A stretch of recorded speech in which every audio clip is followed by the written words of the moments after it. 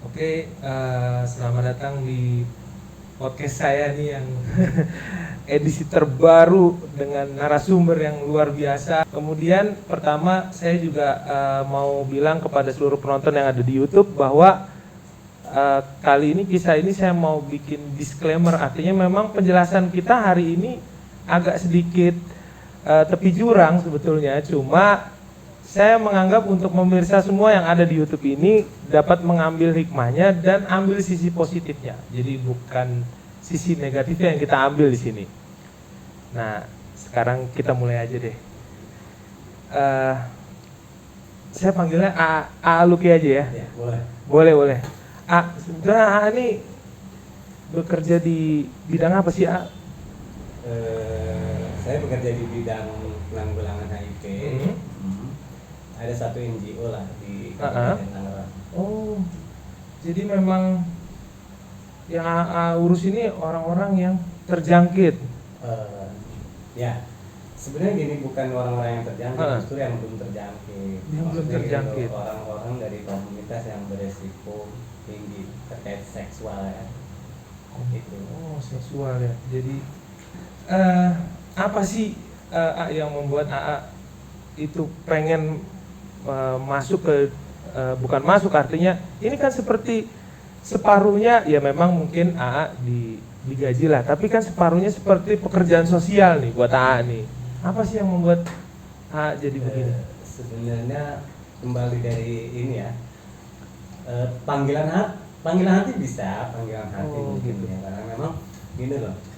Sebenarnya kalau kerjaan itu ada aja lah gitu, saya punya beberapa, ada usaha lah gitu. Sebenarnya kalau untuk rezeki ya gitu. Iya. Tapi kalau ini karena saya dari bagian dari komunitas itu gitu, jadi teman-teman saya ini cukup beresiko, mungkin termasuk saya juga sih cukup beresiko gitu. Jadi apa namanya, terkait resiko tinggi ya gitu, teman-teman dari komunitas yang beresiko tinggi. Jadi mungkin membutuhkan saya gitu, bukan membutuhkan saya, sebenarnya membutuhkan edukasi yang terkait itu tadi. Teh ini tahu nggak resiko tinggi apa? Tahu banget sih. Ini lagi menghalu ini. Lagi menghalu. Ya begitulah. Iya. Sebetulnya saya kenal A ini dari Teh Yeni ya, karena memang Teh Yeni ya memiliki teman yang saya pikir cukup menarik nih, karena bisa diangkat, tapi ya, yang saya bilang tadi ya, dia ambil sisi positifnya bukan sisi negatifnya. Karena memang kalau saya lihat HIV, orang yang terkena HIV ini kan penularannya cukup banyak ya sekarang ya, Ayah. Iya. Itu gimana sih pertama kali, bukan pertama kali, artinya di AA ini mendatangi orang-orang begini tuh gimana caranya sih sebetulnya? Oh, gini ya. Kebetulan kalau untuk saat ini saya ditempatkan di namanya penjangkauan ya, penjangkau lapangan. Jadi saya turun ke lapangan untuk mencari orang-orang yang beresiko seks ya, beresiko tinggi lah gitu untuk terkait seks tadi gitu.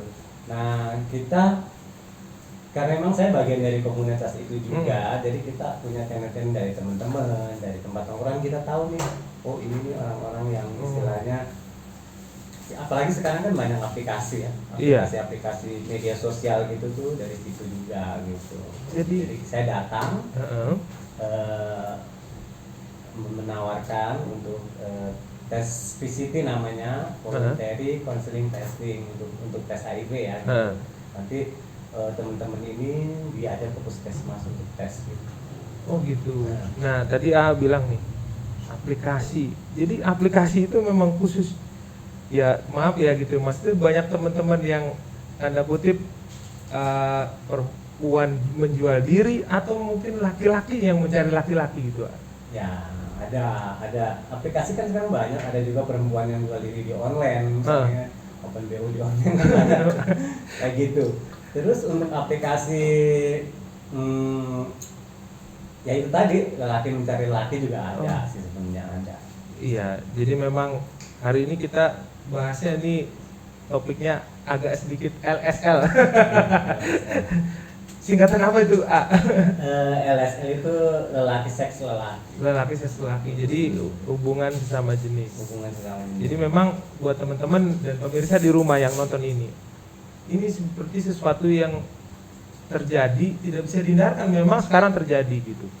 Tapi ini punya pekerjaan yang tanda kutip ya, saya bilang luar biasa. Karena telah membantu orang-orang yang terjangkit positif HIV dan paling tidak bisa bertahan lah gitu. Ya.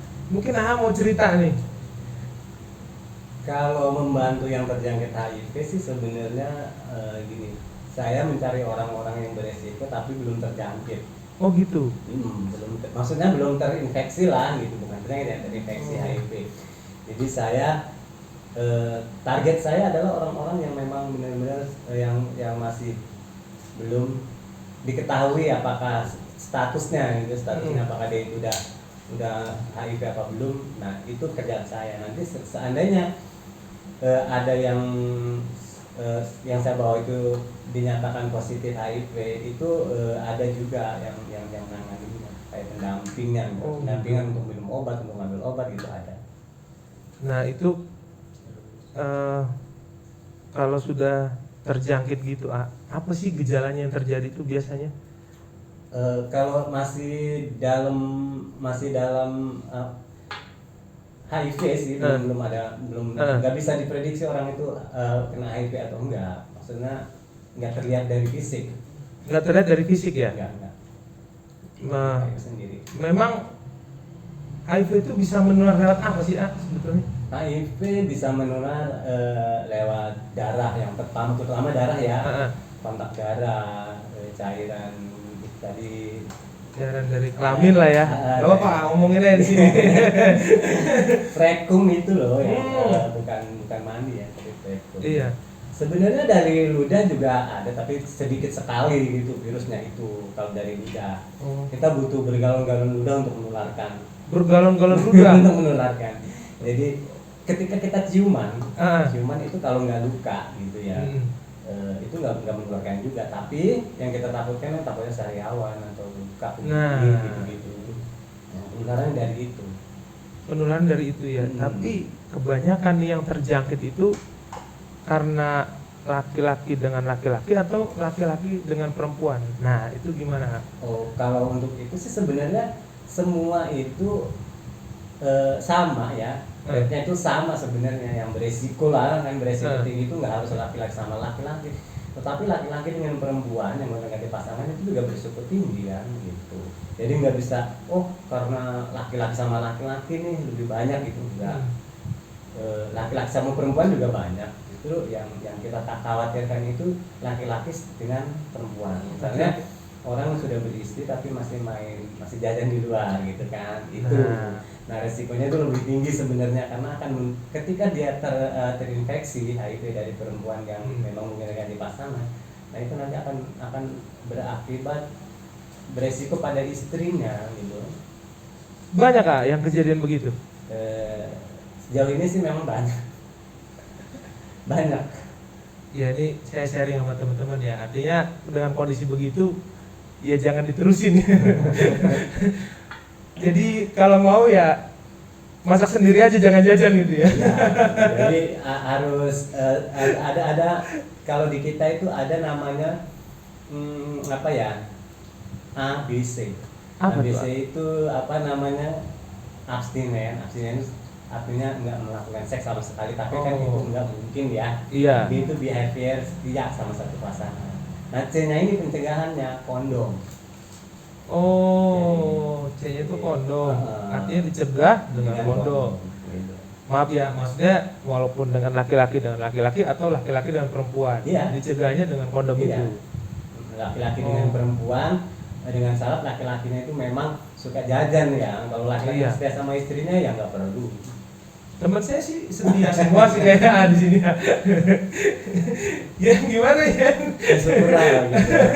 Tapi kalau nggak setia ya itu harus terima resikonya. Nah itu artinya kalau memang, nah itu kalau misalnya nih ada nggak sih yang misalnya si istrinya tuh nggak tahu kalau si suaminya itu ternyata suka jajan di luar gitu, tiba-tiba suaminya sakit, nah itu terus gimana itu kayak gitu?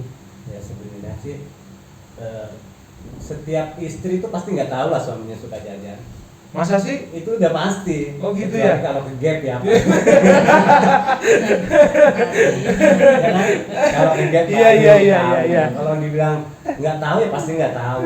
Nah itu penularannya itulah justru yang beresiko karena memang nggak tahu kalau dia itu terinfeksi HIV atau enggak dan belum tes. Nah cara satu-satunya mengetahui orang itu terinfeksi HIV itu ya harus tes tadi itu, tes VCT itu tadi, tes darah untuk HIV. Tes darah untuk HIV ya, dari situ baru ketahuan. Baru ketahuan.